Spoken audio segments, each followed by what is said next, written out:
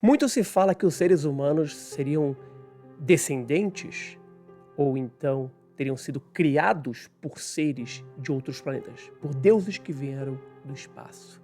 Mas e se eu te disser que há pesquisa e pesquisa séria de que os extraterrestres poderiam ser, na verdade, nossos descendentes, que teriam vindo do futuro para estudar o próprio passado? Bom dia, boa tarde, boa noite, boa madrugada, aonde você estiver. Eu sou THIAGO TICCHETTI. Sejam bem-vindos ao canal Desvendando Mistérios.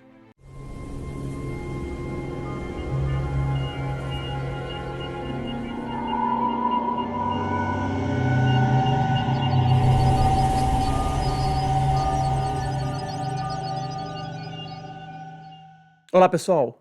E o nosso entrevistado de hoje aqui no canal, de mais uma entrevista inédita e exclusiva, é o professor Michael Masters. Ele escreveu 2 livros. Um dos livros fala a respeito sobre a possibilidade dos seres extraterrestres serem nossos descendentes, vindo do futuro, para entender melhor o passado. E no outro livro, que ele escreveu também, fala de casos de abduções onde essas evidências de que eles são o nosso futuro são escancaradas. O que você acha? Vamos ouvir essa entrevista incrível com o professor Mike Masters. Mike Masters é professor de antropologia biológica na Montana Tech, em Butte, Montana. Ele recebeu o PhD em antropologia pela Ohio State University em 2009. Seu atual programa de pesquisas centra-se na anatomia evolutiva dos hominídeos, variação humana, arqueologia e biomedicina. Em 2019, ele publicou Flying Objects, a Multidisciplinary Scientific Approach to the UFO Phenomena, onde examina a premissa de que OVNIs e alienígenas podem ser nossos descendentes humanos, retornando do futuro para visitar e estudar seu próprio passado evolutivo. O seu segundo livro, The Extraterrestrial Model, publicado em junho de 2022, analisa casos bem documentados de abduções e outros tipos de contato no contexto deste modelo de viagem no tempo e outras teorias apresentadas para elucidar este fenômeno complexo e misterioso. Mas antes de começarmos essa entrevista, que eu tenho certeza vai fazer você ficar com o cabelo em pé, com a pulga atrás da orelha, não se esqueça de se inscrever no canal. Marque também o sininho para não perder nada e sempre volte no canal, porque de vez em quando o YouTube desmarca o seu lembrete. Dê também um like, que é o joinha, nos mais de 400 vídeos do canal. E comente sempre, todos os vídeos, eu quero saber a sua opinião. E não se esqueça, é claro, de compartilhar esse vídeo e todos os outros além do canal. Vamos então para essa entrevista com o professor Michael Masters. Thank you, Dr. Michael Masters, my friend Mike, to be in my show, in my YouTube channel.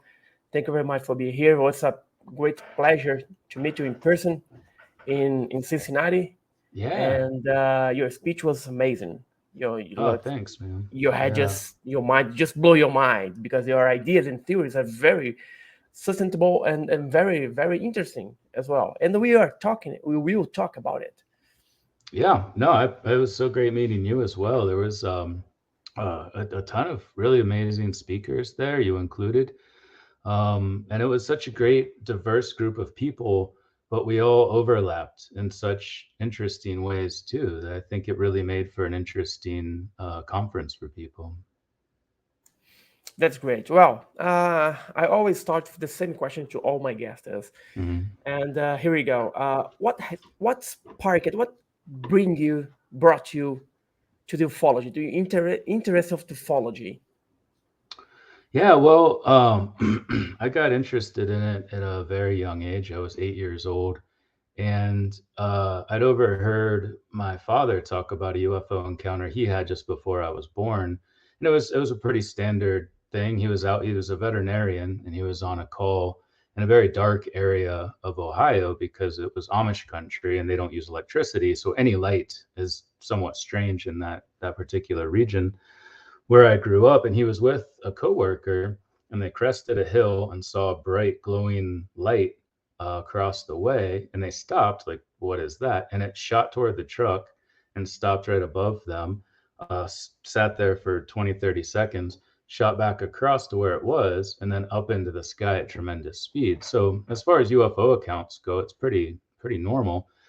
But then to try to figure out what he was seeing, this was right around the time that Whitley Strieber's book Communion came out, and it was up on our living room shelf facing out. And I remember looking up at it and having this image of an early hominin or chimpanzee-like form, a modern human, and then this alien form, this gray alien, as we've come to call them. And I just wondered if we could all be related, if maybe they're our evolutionary descendants coming back through time to visit and study their own past. So from that point on, it was a question in my mind, and kind of guided a lot of what I did in undergraduate, graduate school, a lot of my scientific research, really my career. I wouldn't say it's built around that question, but it's definitely allowed me to pursue it in very scientific ways. That's amazing. I thought my curiosity on UFO, I just was born with that. It was my, it is in my blood since I was a kid. But started Yeah, when you said something I like had 30 years. 30 years you've been doing it. I remember you saying. Yes. Well, in 2019, you wrote the book, this amazing book, Oh, thank you, Flying sir. Objects, a Multidisciplinary Scientific Approach to the UFO Phenomena. Can you briefly explain the basic assumptions and conclusions of your research? That it was a big research and well done research, by the way.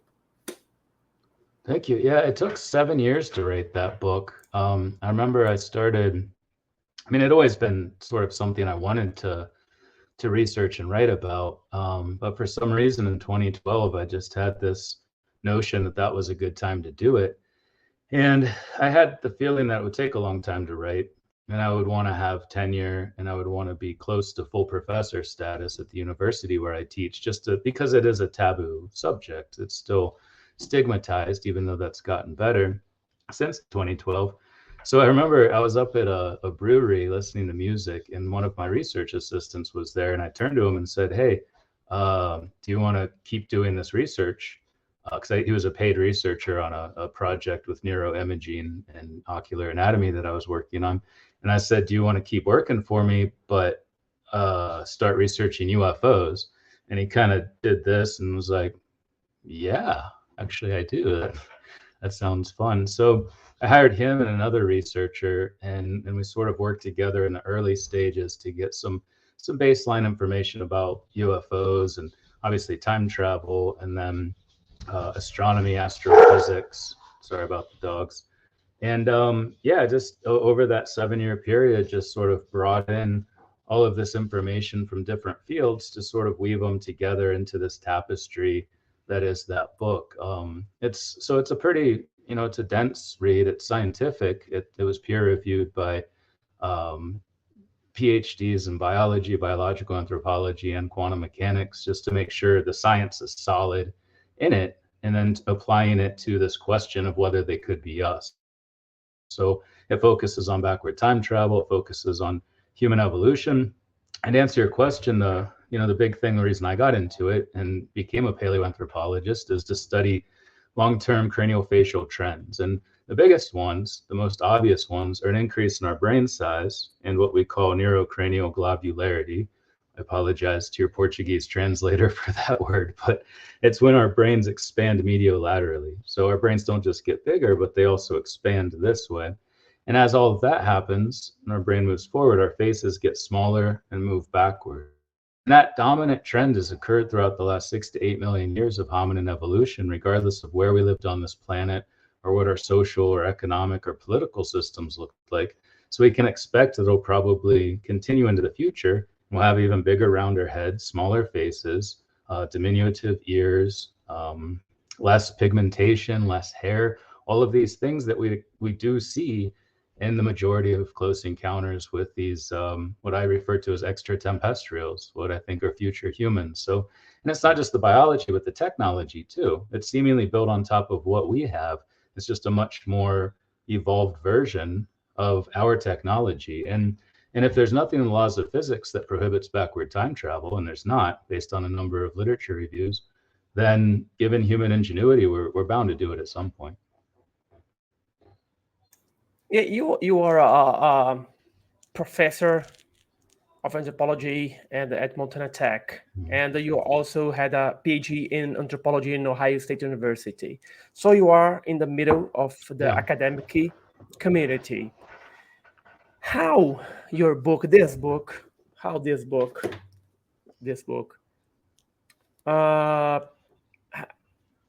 have been received by the academic community? You got, like they crushed you. They think, "Oh, that's good. That's not a nice thing." Why they think about it? Yeah, I was really worried about that coming into it because of the stigma. Even in 2019 when this came out, it helped that the 2017 New York Times article sort of paved the way. And I'd already been working on this book for 5 years before that, but I was kind of getting close to publication. I still wasn't talking about it yet, but it at least allowed me to engage people in a different way. I could say, well, there's this AATIP program, and there's been these black budget programs that we now know about. So this is real, and that was always the thing before, is UFOs aren't even real. You're wasting your time. There's no reason to talk about this.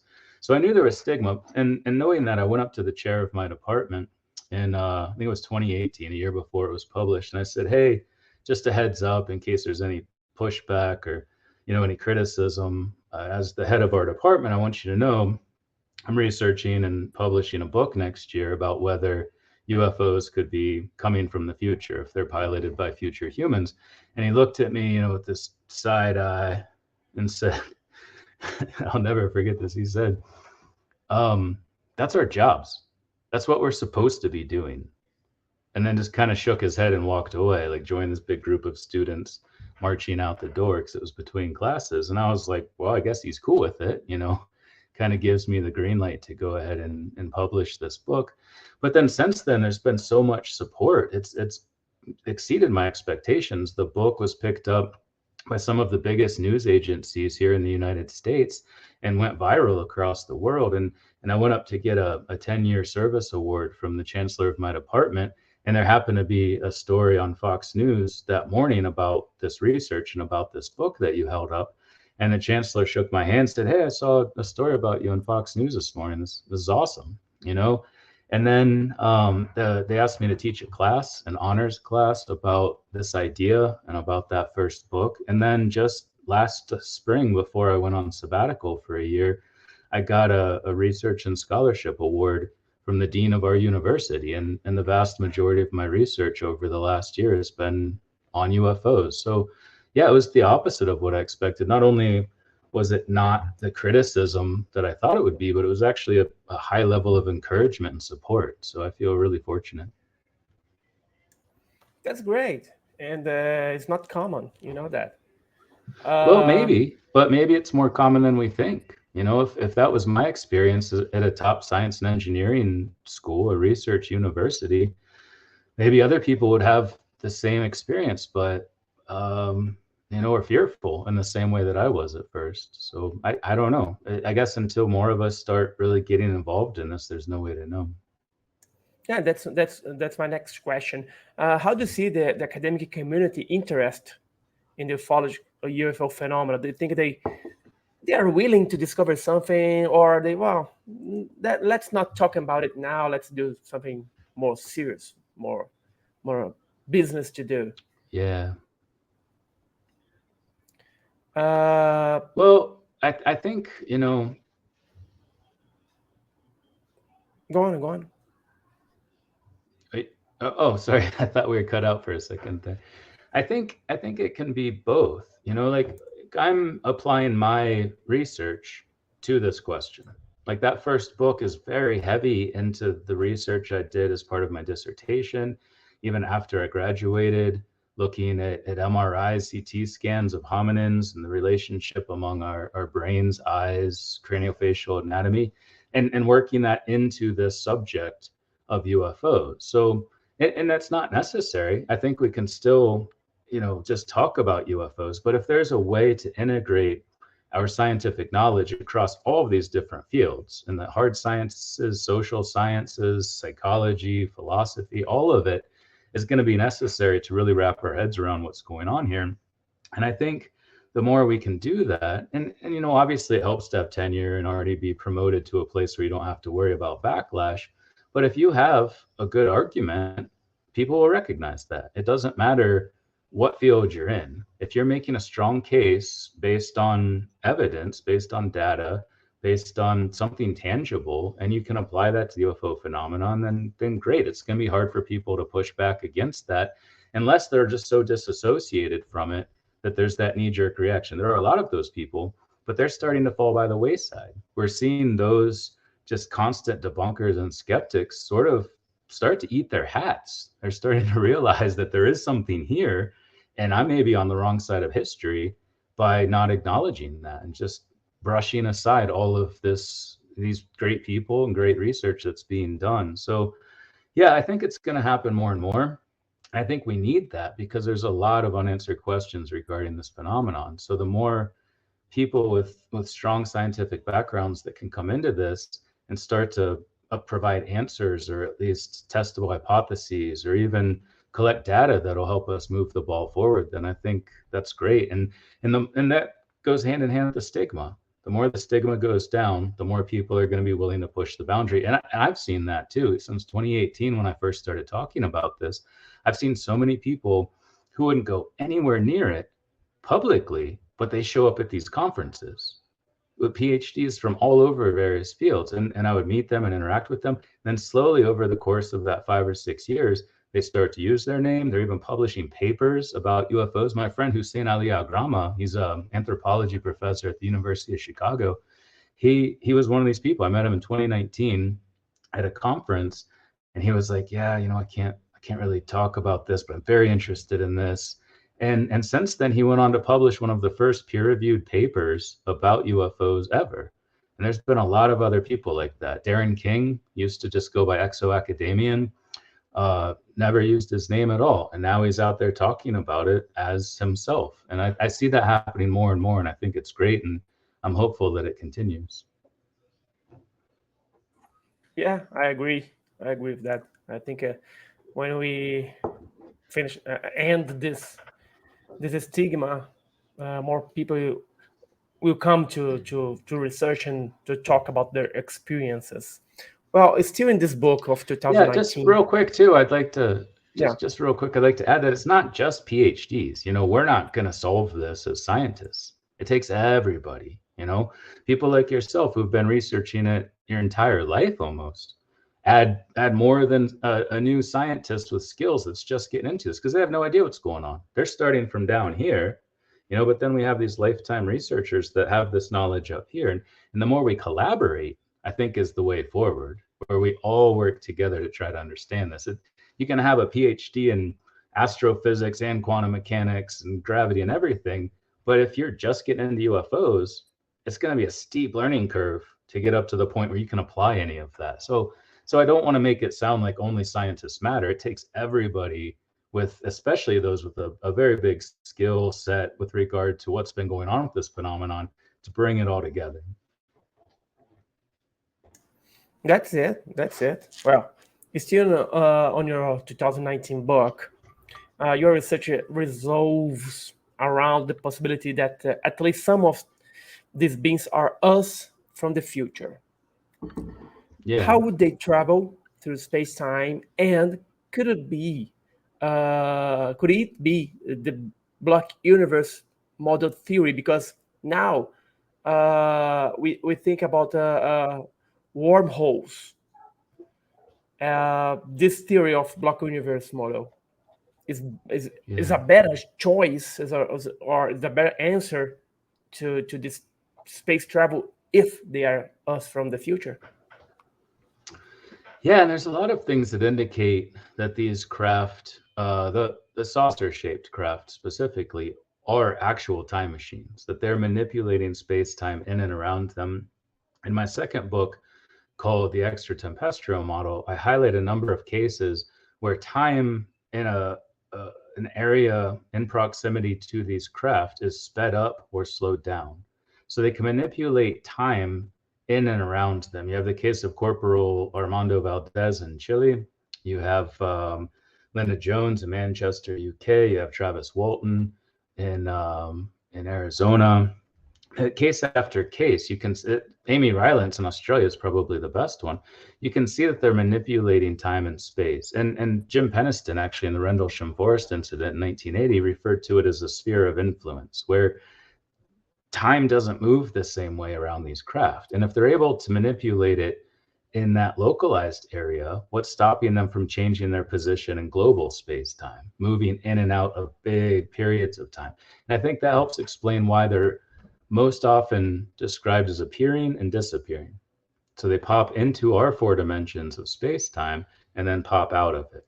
And if you see something move suddenly into your reference frame, it didn't just move in space, it moved in time. You can see things move in space over time, but if it just shows up, that indicates that it moved through that 4th dimension, or possibly even a 5th dimension that we're not aware of yet. But from what we know now, there's 4 dimensions, 3 of space, 1 of time. They're integrated since Minkowski and Einstein developed the idea of space-time.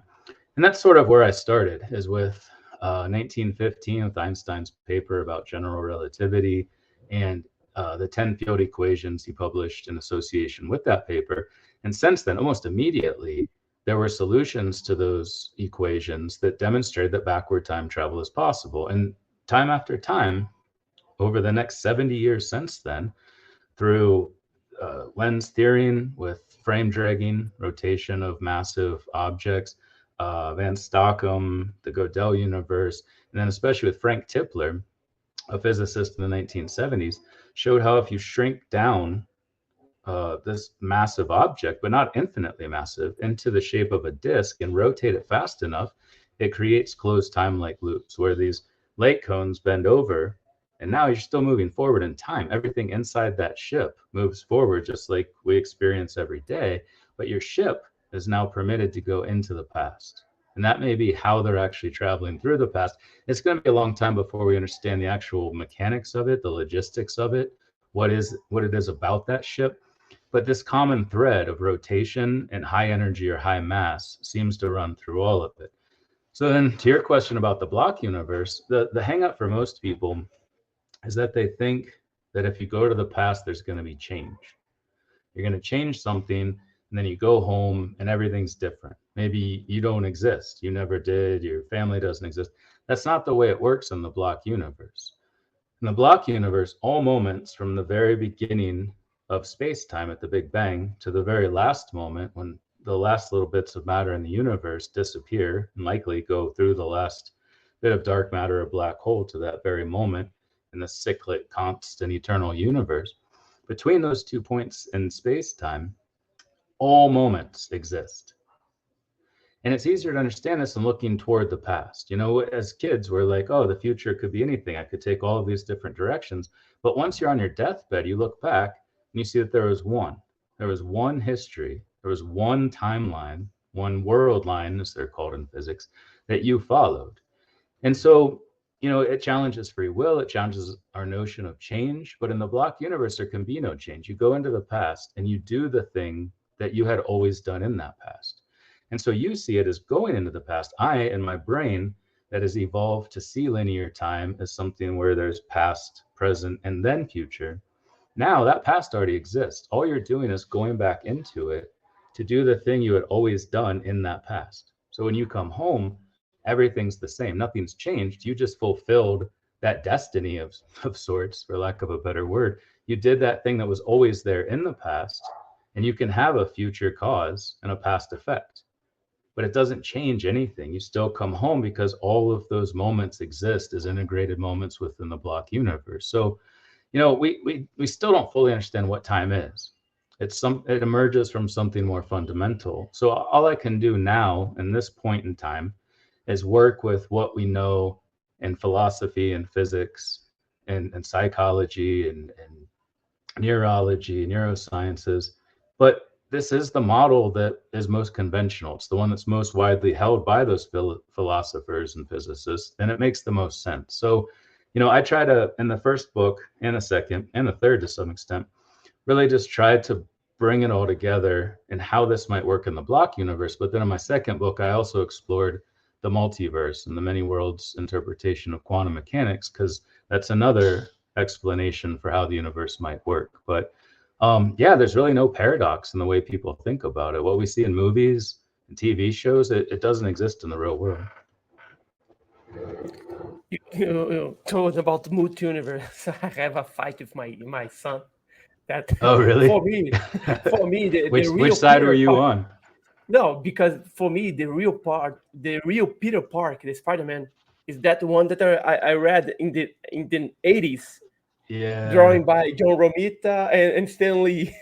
And now we have Yeah. a Spider-Man from 2099. You have Spider-Man, Pig There's the one Spider-Man. We have with the big all gut. kind of Yeah, Spider-Man. there's all kinds of Spider-Mans from the multiverse. I saw that movie in the theater, Across the Multiverse. It was it was good, but don't listen to that for information about time travel or multiverses. It doesn't exist. I fight with him because for me the Peter Parker is the real Peter Parker, that one from the There's one. 1780s. Yeah, this just one. That There's Peter just Parker. one. That's funny. Yeah, I heard you say on Martin's show that you have 2 kids, boy and a girl. I do too. Wife, 2 kids, boy and girl. We have a lot in common. By the way, you have the coolest name I have ever heard in my entire life. Will you say it real fast? Will you say the whole thing? TICCHETTI. Your whole name. THIAGO Luiz TICCHETTI. Isn't that a cool name? Like the way it just rolls off your tongue. TLT. If I had an acronym, it would be TLT. Yeah, but it's like poetic. It's got this cool flow to it. I don't know. I just like it. Well, you already told a little bit about that, but since they are from the future, let's assume that would their not interaction with us could be because they want to change it, our present, their past, but they said no, right? Well, if the block universe model is correct, then no. If the multiverse model is correct, there could be change, but then there's a separate timeline, and do they jump over to that new timeline now? And if they do, if that timeline where change happened, now you have these paradoxes. Do they even exist in that timeline? How do they know they need to go back and change something if it never happened, the thing that they changed? And so, yeah, you get into all these things that people think are paradoxical only are if there is change. And you're right, if in the multiverse there is that. And that's mostly what I talk about in my second book, is this idea of a nuclear war or a cataclysm, and they're trying to stop it. They're trying to avert the war, and other groups aren't. Talk about that in my third book as a storyline for a novel too. But in the block universe model, no, you can't change it. But if they warn us enough and we listen to those warnings and something never happens, it's still self-consistent. Nothing changes. It's just they've always come back and said, take care of the planet, be nice to each other, avoid nuclear war. Then they're just reiterating these things to avoid something that they see maybe could happen, but they didn't change it. They maybe averted it and always came back and always said that, and we never did it. And they keep coming back and doing that to keep it self-consistent. But yeah, it's only if you enact a change, and that exists in the multiverse model, but not in the block universe. No. And Dr. Mike, and then what would be the purpose of these beings? Why are they here? Because we have, since I know ufology, some say that they're coming here to understand our feelings because they lost their soul, they lost their emotions. And some say, well, the grays are, they are like clones just to work. If they are from the future, what their purpose here in our planet? Yeah, that's a great question. And I mean, it's one I think about a lot. And we obviously can't know until they tell us. Because, it's like in doing archaeology. I go on these digs. I worked in South Africa, 3.5 million year old site, Neanderthal site in southern France, 150,000 years ago, all over the US. And we find the things they made, but we can't know why they made them, what it means to them, what the significance and symbolism is behind them. And it's kind of the same thing with these visitors. We can see what they do and how they do it and what they use to do it, but we can't know why. What is their intent, you know? And that was a big part of my talk at MUFON that we are just a part of, is what is their origins and what is their intent? And we can't know for sure until they tell us, but we can look at the other aspects, the what, the where, the when, the why, and start to find patterns in those things. And those patterns can indicate to us something about why, what is it they're doing, what is their purpose. And to me, it seems that it's largely three things, and maybe more, but three main things. One, I think it's research. I think most of them are researchers coming back through time to study their own past, exactly like I would as an anthropologist. They pick people up, they take skin samples, they examine their teeth, they take skin samples. I think I just said that. Blood samples, semen samples, semen and egg, sperm and egg, which is the second big thing I think they're doing, is something about reproduction. I think they are taking our genes and our chromosomes not to like manipulate us, but to solve a problem they have in the future. And I talk about a number of things in my second book, current trends. We can't know what's going to happen between now and then, but we can look at dominant past trends. And a big one is a 60% reduction in sperm counts in males in the Western world over only the last 40 years. A 50% reduction worldwide, but more so in developed countries, I think, because of pollution. We see that we're moving to being just one large interbreeding population here on Earth. So you run into issues with incest and an increase in homozygous recessive characteristics. And there's other things as well, issues with in vitro fertilization. We could maybe try to modify our genome with CRISPR or something else, and then create negative traits that are heritable, that are passed down. So we need to fix a problem that we create ourselves. So there's all of these things that seemingly are occurring in the past and now that indicate that they might be trying to fix something from the future. And going back to Jim Peniston's experience in the Rendlesham Forest, they told him that. They telepathically conveyed to him that they're coming back to the past to get chromosomes to solve a problem they're having with reproduction. So it's the same thing I'm arguing from an evolutionary standpoint based on recent cultural trends and technological trends. And he's saying from a very different source, coming directly from these visitors. And so I can't help but wonder if there is a gamete aspect of it, a reproduction aspect of it. And then the third one, I think, is tourism. I think some aspect of it is people who probably pay money in the future to come back and see their favorite moments in the past. And I argue in my first book that even today, the most visited sites are historic and prehistoric sites.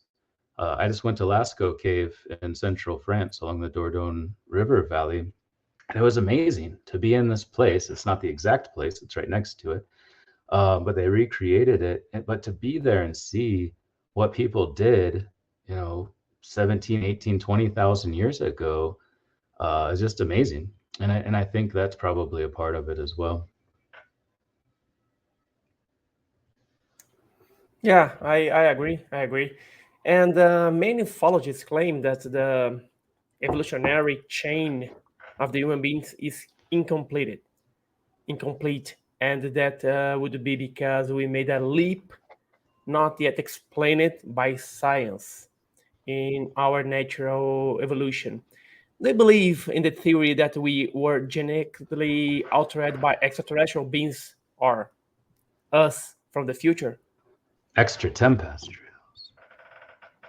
What do you think? Extraterrestrials, yes. Yeah, I don't know. I think to make a claim like that, you would need a lot of evidence. And it's possible. I mean, if they have time travel technology and they're taking gametes, and not just taking, like they're implanting fetuses in people. And it sounds crazy. It sounds like you're getting into conspiracy theory, but even the CIA, the Central Intelligence Agency here in the US, said that that's part of what happens with UFOs. Just 2 years ago, I think they published something that indicated that. Um, so yeah, I think that the there's definitely things they could do, but like I said, I think this aspect of gametes, the focus on sperm and egg, I think it has more to do with what they're doing for themselves and not so much what they're doing to us. Like obviously we've gotten smarter, we've gotten, we've evolved our technology and our understanding of the universe, but that's been accelerating for a very long time. Our brain growth has for the last 800,000 years. You see this acceleration in the growth of our brains, and even though brain size doesn't perfectly correlate with intelligence among modern humans, it does evolutionarily. We can see a very strong relationship between the complexity of our toolkit and the size of our brains, and the complexity of our brains, more importantly. So yeah, I think it's happening on its own. I don't think they're doing anything to us, and we don't really have a lot of missing links anymore. We have found a ton of fossils to really encapsulate most hominin species, going back to the last common ancestor with chimpanzees about 6 to 8 million years ago. There's a little dark area around the time of Homo habilis, about 2.5 million years ago. But we still have fossils. We still have stone tools. It's around the time we started making stone tools. So it's hard for me to get on board with a big jump, something that really catapulted us forward. And to say that, I think requires a high degree of evidence that's just not there yet. Great. That's this for me. This is still a mystery. In that I like it. Well, in 2022, you wrote the book, The Extraterrestrial Model. This one that You I have got. one of those now too. I'm sorry. Is Yeah. that signed? Is that a signed book? Yes, it is. I, All right. All right. it is. My I signature is bought I so bought it good. with you. Yeah, you were there, man. I think we even have a picture together. We have a picture. I send you. We have a picture. Yeah. Well, in this book, you use the abduction as the best explanation for these contacts to do what they have to do. What cases do you investigated that support your theory that at least part of the extraterrestrials, or that name I forgot you said, are from the future? Extra tempestrials, yeah. Extra tempesters, yes. Although when I'm not talking about this idea, in general, I use the others or the visitors, because it used to be everything was extraterrestrial, and now it's non-human intelligence, non-human intelligence. You hear all the time, but both of those suggest that it's either from outer space or it's not us. So we're pigeonholing the argument based on the lexicon we use, the language that we use. So when I'm just talking generally about the phenomena, I just say the visitors or the others or the travelers or the unknown others. It's just because we don't want to just push it in one direction based on the words that we use. And I've seen others starting to do that too. I think it's important. And you also consider other theories that could explain this phenomenon, the UFO phenomenon. Yeah. What would they be? Well, I'm glad you asked that because I just gave a talk for Phoenix MUFON here in the United States a couple months ago, 3 months ago, where I started with Hal Puthoff's paper that came out in August 2022. And I mentioned this briefly in my talk. Oh my God, was that last weekend? Just last weekend in Cincinnati, where he talks about the jinn, the genies, the crypto-terrestrials, ultra-terrestrials, the time travelers, interdimensionals. And I've started to think that they're all the same. And he says this in the abstract. Any or some iteration of all of these theories. And yeah, you're right. In the second book, I took what somewhat ironically is an abductive approach. And it's funny to use the word abductive approach with something like abductions. But with an abductive approach, you're looking at all of the information holistically together. And you're trying to sort of understand the best way to explain it, but without using hypothesis testing, because obviously it's not available in this capacity, without saying that this is right or this is wrong, but just by saying that it's inference to the best explanation. It's trying to say that the best explanation, all of these things indicate that this is potentially the best way of understanding it. And that's what's known as abductive reasoning. So yeah, in the second book, that's what I did. I focused on these different theories, which I just listed, and how these case studies, I focused on 15 case studies, some that, are very clearly time travel, some where they are told they're time travelers, some where you can definitely see time being manipulated, travel happening, but then also ones that don't conform to that. Because it's important to look at all of the information. You can't just cherry pick cases that are like, oh, we're time travelers, so here you go. We have to step back and look at all of them and figure out what fits best with these different models.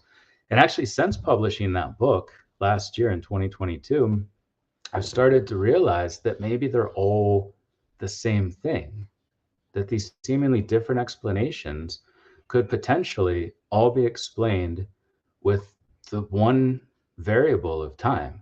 That if we interject time into the equation, and time travel, obviously, now we can understand how we have crypto-terrestrials and ultra-terrestrials. And interdimensional, I've always argued, is the same thing. It's just the many worlds versus the block universe model. Higher dimensions also would play into that. But you could have people, normal looking people just like us, with these tremendous abilities to communicate telepathically, to heal energetically, like a lot of what you see in the Bible and things like that, where they have these abilities, not because they're special, other than the fact that they are probably some hybrid between a very evolved future human, and then the gametes that they've been collecting for thousands of years are used to make people look like individuals from not only a specific time, but also a specific region. And I think it helps explain why the UFO abduction phenomenon is so global and has existed for such a long time, is those gametes help them to create these hybrids that can live among us, that are here walking among us, that have these tremendous abilities that we consider alien, that we as normal humans haven't evolved yet, but I think we're in the process of working toward, that we will eventually all communicate telepathically through some sort of universal consciousness, hive mind characteristic that almost seems inevitable in the human future. But you could have that, and that might explain the jinn, the crypto-terrestrials, the ultra-terrestrials. So yeah, I think, even since this last book in 2022, which I wrote mostly because I feel like there's a lot of things I overlooked in the first book in 2019 that I wanted to add into that book, and also take a different approach, make it more readable, where it's stories that people can follow along with, and then bring the science into those. But then also to show things that I left out, that I overlooked, things about disease transmission, how they could account for the G forces. These 10,000 G maneuvers could be explained by different temporal reference frames, the way they perceive space-time inside the craft versus how we see them moving across the sky at tremendous speed. They probably don't feel that, but we see them as zipping around like a fly on cocaine. And then there's also disease transmission, the role of AI, robots, which is clearly a part of this. Calvin Parker, who I heard just passed away today, actually, or yesterday, God bless his soul, provided so much information about what him and Charles Hickson went through in their abduction in Pascagoula. Described robots coming out. They're making beep sounds and they're communicating with each other.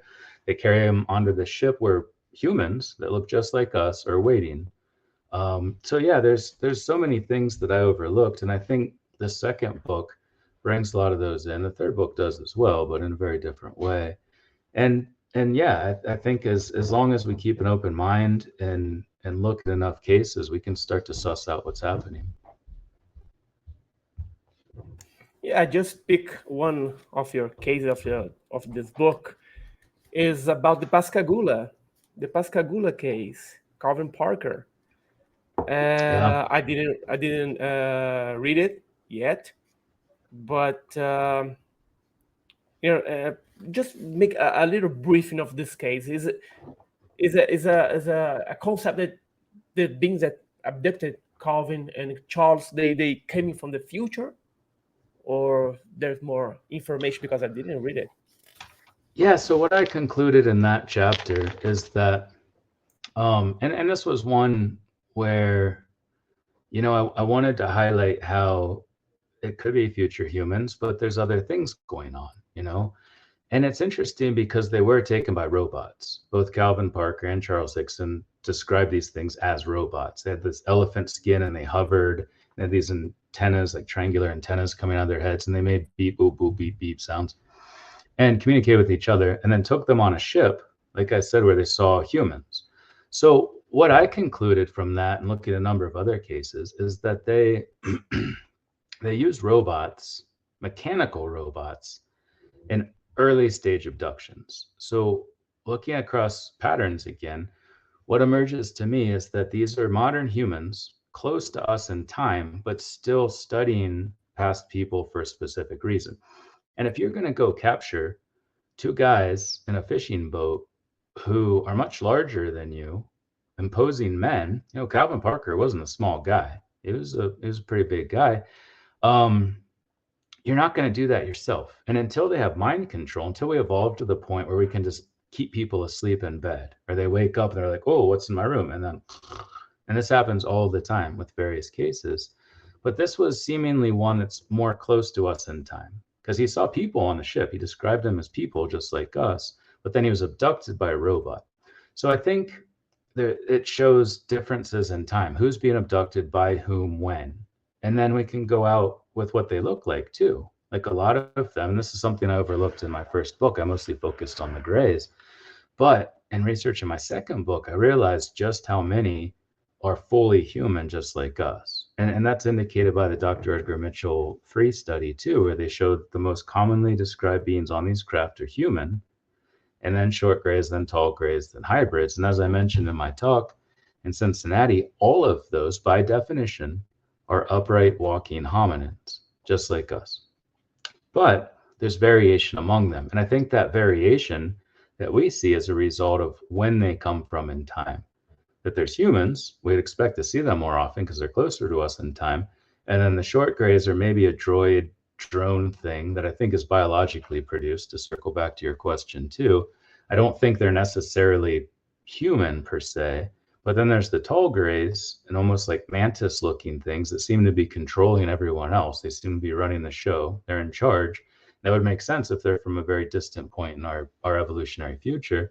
And they may have even been the ones that created these biological drones or droids, like what was talked about in the context of biologics with these crash retrieval programs, where they're not human, but they have human DNA and were seemingly engineered. So the question is then, well, who made them? Who made these things? And maybe it's the ones in our very distant future, and they're using them for these various purposes. And as I argued in my first book, you wouldn't want to get in that time travel disk and go back in the early stages of research. So maybe what we're seeing that crashes so often is the mechanical automatons that are made to do that more dangerous work and bring back the information and hopefully bring back the ship, but clearly that doesn't always happen. So to answer your question, I think there's a lot going on. We can't just boil it down to, yes, it's future humans. There's way more variation than what we can possibly explain with one model, but I do think it does help explain a lot of it, and especially some of the variation, the modern humans walking amongst us, how you could have what are described as breakaway civilizations. That doesn't make any sense archaeologically. You can't have a civilization from a very primitive time with stone tools just suddenly have rocket ships. It's not how it works. Culture is compounding, it's cumulative, it always builds on top of what came before. But you can, with time travel, have a complex civilization jump over into a time where people were simple by, relatively speaking, and set up, an island population like Atlantis. Maybe that's where that comes from, or just, interject themselves into these populations that we're all a part of and walk amongst us in this ultra terrestrial capacity and have seemingly magical abilities. So yeah, I think it adds more questions than answers. I certainly don't have an answer. We're all trying to figure this out, but I think it's at least something worthwhile. It's something worth our consideration to ask, what if we interject that time variable into all these different models? Is there some common thread there? Is that the common thread? So it's kind of been where I've been coming from since that last book in 2022. And your third book, Revelation, The Future Human Past, is a satire on time and travel. Satire. Yeah. On time and travel. Why? It would be a hint to the scientific community? No, it's not satire on time travel. It's satire on politics and religion. So do you think that let me ask you, what's gonna happen, in your opinion, if we make out the disclosure and we claim that the aliens or we are from the future are coming here to visit our planet? What's gonna happen to the politicals and religions? Yeah, well, that was the main reason I wrote the book. It's not satire about time travel. I think time travel is real. It will be real. And if it is real in the future, it's real at every point in time where they can visit. You can't say, well, time travel started here if we're being visited by people from the future. It's at all moments. We link all of those moments together. And what my friend Hussein Ali Agrama, who I mentioned earlier, calls the super singularity, when suddenly all moments in human time within range of that time machine become one. Information flows freely from past to future, future to past. So it brings in the same science, and maybe even in a better way, because I'm allowed to talk about it without putting this reference and this reference and this reference, but things that I think help explain many aspects of the time machine, how they pause time, how they jump in and out of time, how they move people through solid matter like walls and ceilings and things, and these beams of light drawn from real scientific research, but I can write freely about it. And one of the other cool things that was fun about this, and the reason why I did it, is to be able to explore these concepts without the burden of nonfiction academic writing.